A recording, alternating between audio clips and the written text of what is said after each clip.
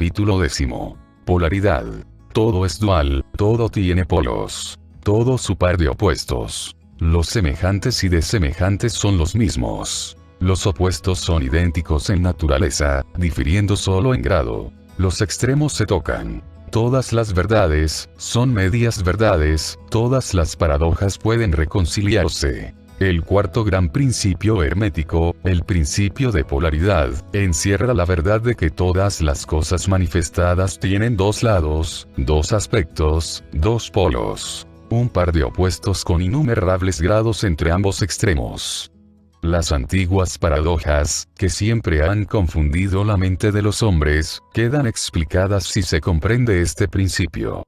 El hombre siempre ha reconocido algo semejante a este principio y ha tratado de expresarlas con dichos, máximas o aforismos como los siguientes. Todo es y no es al mismo tiempo. Todas las verdades no son más que medias verdades. Toda verdad es medio falsa. Todas las cosas tienen dos lados. Siempre hay un reverso para cada anverso, etc. Las enseñanzas herméticas opinan sobre la diferencia que existe entre cosas aparentemente opuestas diametralmente, que es solo cuestión de grado. Y afirma que todo par de opuestos puede conciliarse y que la tesis y la antítesis son idénticas en naturaleza, difiriendo solo en grado. La conciliación universal de los opuestos se efectúa reconociendo este principio de polaridad. Ejemplo de este principio pueden encontrarse en todas partes, después de un examen de la naturaleza real de las cosas. El espíritu y la materia no son más que polos de las mismas cosas, siendo los planos intermediarios cuestión de grados vibratorios meramente. El todo y los muchos son los mismos, residiendo la diferencia solamente en el grado de manifestación mental.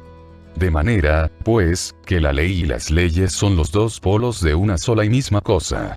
E igual sucede con el principio y los principios, con la mente infinita y la mente finita. Si pasamos al plano físico encontramos que el calor y el frío son de naturaleza idéntica, siendo la diferencia simple cuestión de grados.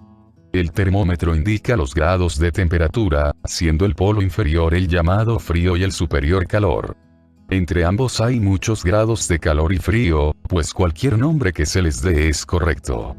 De 2 grados, el superior es siempre más caliente en comparación con el inferior, que es más frío. No hay absolutamente un tipo fijo, todo es cuestión de grado.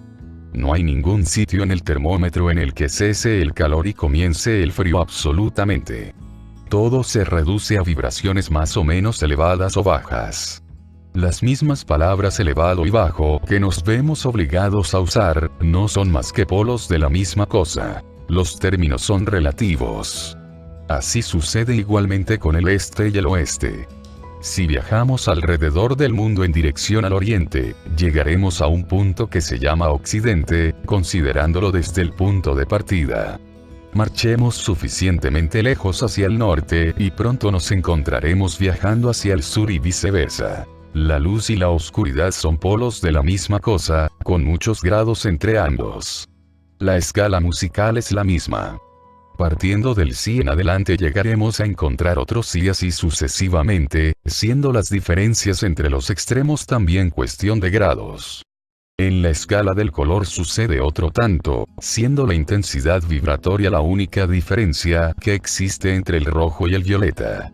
Lo grande y lo pequeño son cosas relativas. Igualmente lo es el ruido y la quietud, lo duro y lo blando, lo afilado y lo romo.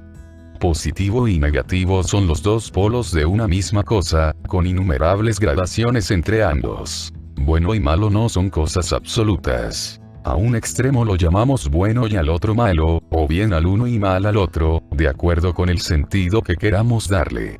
Una cosa es menos buena que la que le es superior en la escala, pero esa cosa menos buena, a su vez, es mejor comparada con la que tenga el más o el menos regido por la posición que tenga en la escala. Igual cosa sucede en el plano mental. El amor y el odio son considerados como diametralmente opuestos, completamente diferentes e irreconciliables.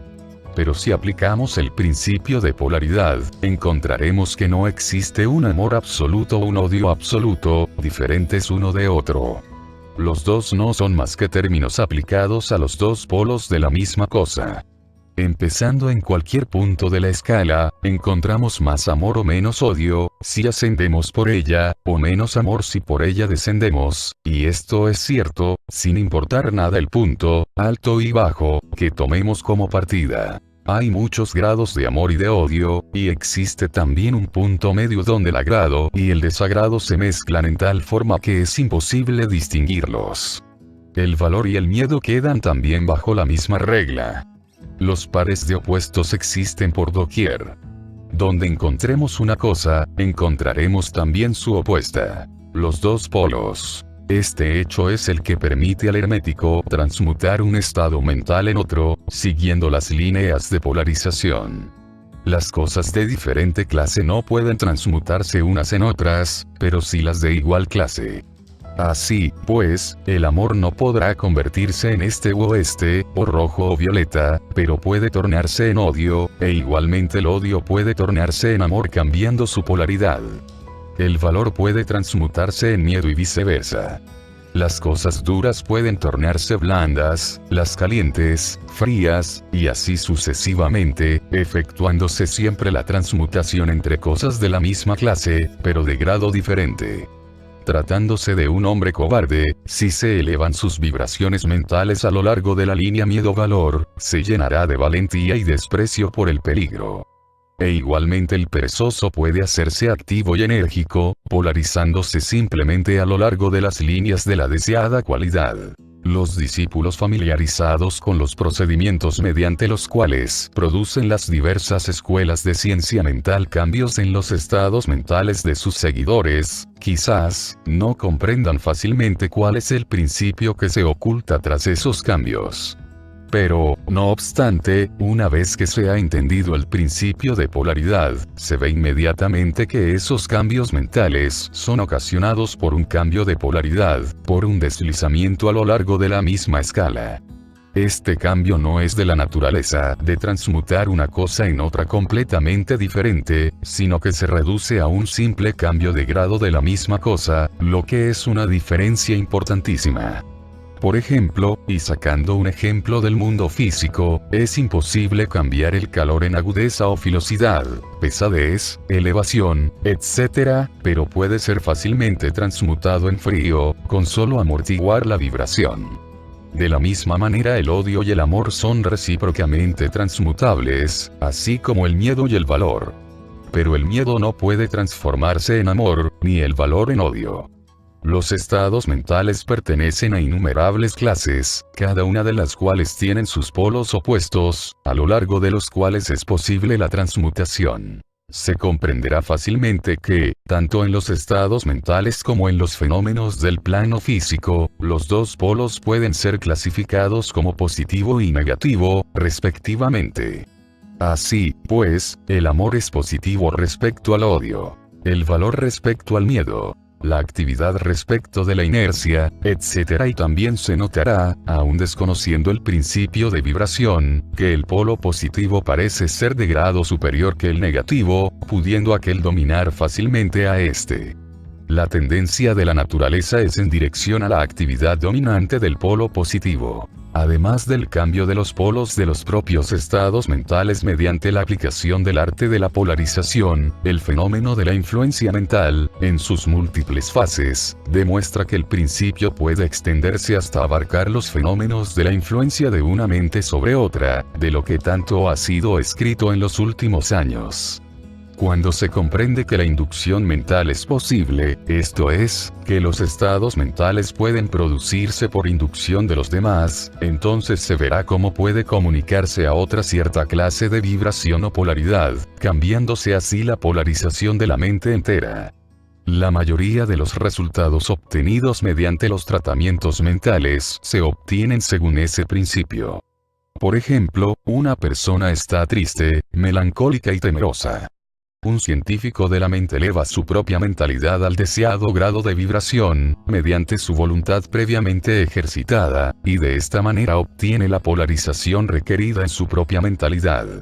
Entonces por inducción, produce un estado mental análogo en el otro, siendo el resultado que las vibraciones de este se intensifican y el paciente se polariza hacia el polo positivo de la escala, en vez de polarizarse hacia el negativo, y sus temores, melancolía, etc., se transforman en valor, contento y parecidos estados internos. Un poco de meditación sobre el asunto demostrará que esos cambios mentales se efectúan casi todos a lo largo de las líneas de polarización, siendo el cambio más bien cuestión que de clase. El conocimiento de este gran principio hermético permitirá comprender mejor los propios estados mentales, así como los de los demás. Y se verá que esos estados son puramente cuestión de grados, y al comprobar el hecho podrá elevar las vibraciones interiores a voluntad, cambiando su polaridad, haciéndose dueño de sus pensamientos, en vez de ser su esclavo y servidor. Este conocimiento le permitirá además ayudar a otros inteligentemente, cambiando, mediante los métodos apropiados, su polaridad. Es muy conveniente familiarizarse con este principio, porque su comprensión correcta arrojará muchísima luz sobre problemas difíciles y oscuros.